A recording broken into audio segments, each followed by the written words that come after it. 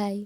ಕ್ವಿಕ್ಕಾಗಿ, ಈಸಿಯಾಗಿ ಮಶ್ರೂಮ್ ಬಿರಿಯಾನಿ ಹೇಗೆ ಮಾಡೋದು ಅನ್ನೋದನ್ನು ನೋಡೋಣ. ಅದಕ್ಕೆ ಮೊದಲನೇದಾಗಿ ಒಂದು ಮಸಾಲ ಪೇಸ್ಟ್ ರೆಡಿ ಮಾಡ್ಕೋಬೇಕು. ಮಸಾಲೆಗೆ 1 ಹಿಡಿ ಆಗೋಷ್ಟು ಕೊತ್ತಂಬರಿ ಪುದೀನ, 5 ಹಸಿಮೆಣಸಿನಕಾಯಿ, 1 ಚಿಕ್ಕ ಈರುಳ್ಳಿ, 1 ಚಿಕ್ಕ ಟೊಮೆಟೊ, 1 ಸ್ಪೂನ್ ಶುಂಠಿ ಬೆಳ್ಳುಳ್ಳಿ ಪೇಸ್ಟ್, ಅರ್ಧ ಸ್ಪೂನ್ ಮೆಣಸು, ಅರ್ಧ ಸ್ಪೂನ್ ಸೋಂಪು. ಸೋಂಪು ಹಾಕೋದ್ರಿಂದ ಒಳ್ಳೆ ರುಚಿ ಹಾಗೂ ಘಮ ಬರುತ್ತೆ. ಜೊತೆಗೆ ಗ್ಯಾಸ್ಟ್ರಿಕ್ ಪ್ರಾಬ್ಲಮ್ನ ಕಡಿಮೆ ಮಾಡುತ್ತೆ. ಇದನ್ನೆಲ್ಲ ಒಂದು ಮಿಕ್ಸರ್ ಜಾರ್ಗೆ ಹಾಕಿ ನುಣ್ಣಗೆ ಪೇಸ್ಟ್ ಮಾಡಿ ಇಟ್ಕೋಬೇಕು.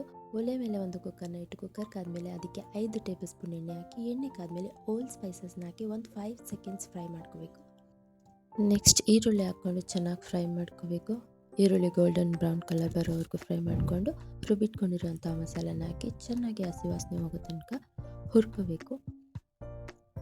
ಜೊತೆಗೆ 2 ಟೇಬಲ್ ಸ್ಪೂನ್ ಮೊಸರು ಹಾಕೋಬೇಕು. ಮೊಸರು ಆಪ್ಷನಲ್, ಬೇಡ ಅನ್ನೋರು ಕೊನೆಯಲ್ಲಿ ಅರ್ಧ ಹೋಳು ನಿಂಬೆಹಣ್ಣನ್ನು ಇಂಟ್ಕೋಬೋದು.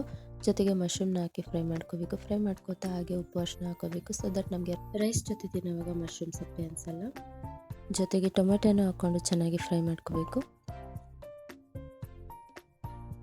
ಚೆನ್ನಾಗಿ ಆಯಿಲ್ ಬಿಡೋ ಥರ ಫ್ರೈ ಆದಮೇಲೆ ತೊಳೆದು ನೆನೆಸಿಟ್ಕೊಂಡಿರೋಂಥ ಅಕ್ಕಿಯನ್ನು ಹಾಕ್ಕೊಬೇಕು. 1 ಗ್ಲಾಸ್ ಅಕ್ಕಿಲಿ ನಾನು ಅರ್ಧ ಸೋನಾ ಮಸೂರಿ, ಅರ್ಧ ಬಾಸುಮತಿ ರೈಸ್ನ ತೊಗೊಂಡಿದ್ದೀನಿ.